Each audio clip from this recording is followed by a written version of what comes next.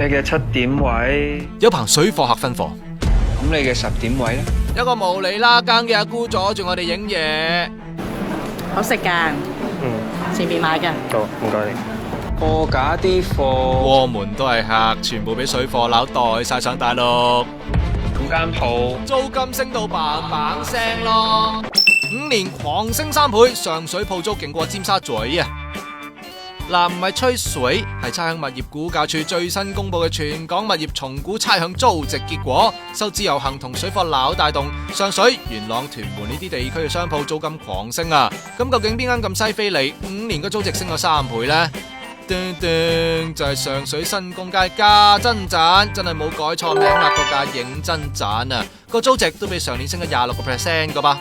而呢間回春藥房仲勁，租值高過尖咀加連威老道其中一個地鋪，呢個鋪5年嚟租值都急升2倍噶啦。有道理話依家上水一鋪難求，最新有藥房肯俾30萬租1個月租新康街一個地鋪啊！唉，搞到啲街坊小店冇路走啦。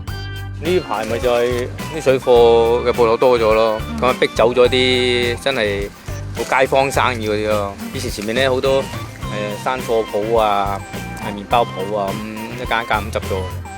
佢間文具店舊年續約都加成倍租噶啦，如果出年續約月租過10萬，佢就執咗間鋪轉揸的士咯。屯門嘅情況又點呢？如果呢啲租一般嚟講，而家起碼都要14萬。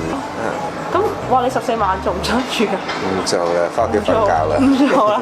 好在業主有良心，收市價60%租咋。不過唔代表租值低噶噃，好似喺屯門美基工業大廈呢間嬰兒用品店，4年租值升咗1.6倍啦。元朗啊，更加唔使講啦。呢位莊生因為退休執咗本身間餐廳，2月租13萬8放租，已經有飲食集團揾佢傾噶啦。莊生好有信心租出啊，因為成條秀富街冇間鋪丟空耐過3個月。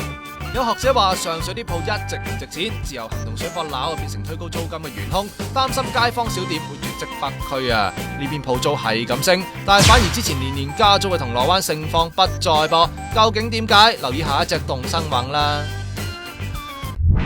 蘋果20週年讀者齊互動，爆片爆相100萬巨賞，爆相爆片由3月15號起加碼100萬獎金，24小時爆相爆片熱線。63836568，仲唔快啲 book mark 低？